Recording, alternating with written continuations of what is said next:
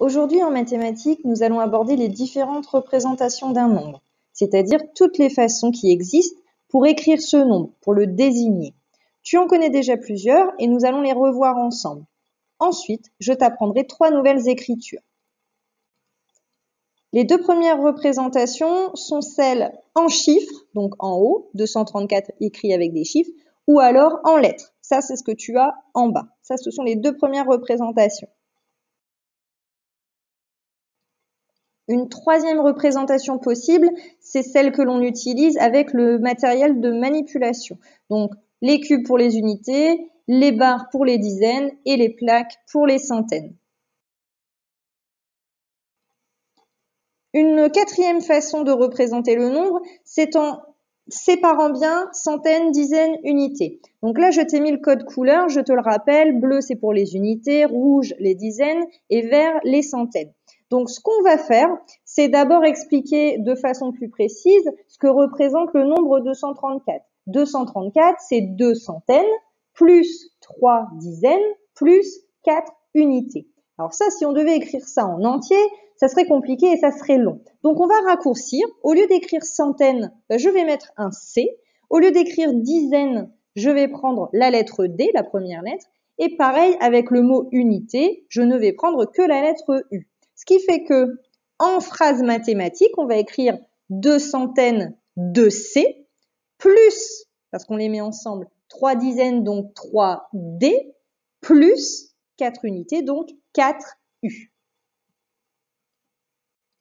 Je te fais un autre exemple avec le nombre 519.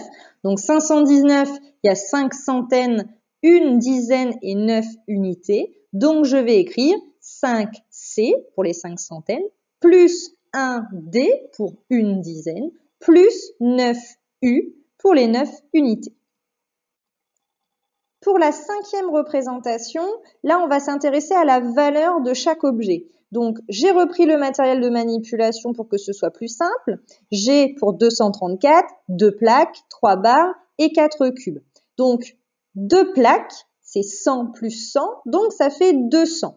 200 plus les barres. Donc les barres, j'ai 3 barres de 10, donc 10, 20, 30. Donc 200 pour les plaques, 30 pour les barres et il me reste les cubes, il y en a 4. Donc 234, on va dire que c'est 200, je ne prends que les centaines, plus 30, là je ne prends que les dizaines, plus 4, je ne prends que les unités. Et en plus, quand tu entends bien, quand tu écoutes bien le nombre, 234, on entend bien 200 plus 30 plus 4. Donc on entend bien la séparation. Je te fais un autre exemple avec la même stratégie. Là, j'ai une plaque, 4 barres, 8 petits cubes. Donc, ce nombre-là s'écrit 148. Donc, 148, c'est bien 100, puisqu'il n'y a qu'une seule plaque. 40, puisqu'on a 4 barres. Donc, 10 plus 10 plus 10 plus 10, ça fait bien 40. Plus 8 avec les petits cubes. Et encore une fois, tu entends dans le nombre la décomposition. 148, c'est bien 100 plus 40 plus 8. La dernière façon de représenter un nombre, ça va être de décomposer en prenant un à un les objets de manipulation. Donc là, je t'ai fait un schéma, j'ai repris les plaques, les barres et les cubes, et à chaque fois, je vais donner la valeur de chaque, sauf pour les cubes. D'accord? Les cubes, on les compte ensemble, parce que sinon c'est trop long. Donc j'ai une plaque, ça me fait 100, plus encore une plaque, encore 100, donc 100 plus 100.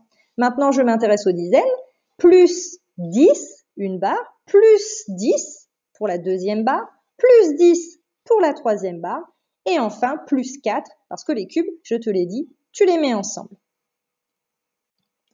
Je te fais un autre exemple pour bien que tu comprennes la représentation. Donc là, j'ai une plaque, 4 barres et 5 cubes, donc je vais dire que c'est 100 plus 10 plus 10 plus 10 plus 10, on met 4 10 parce qu'on a 4 barres, plus 5 parce que je compte les cubes ensemble.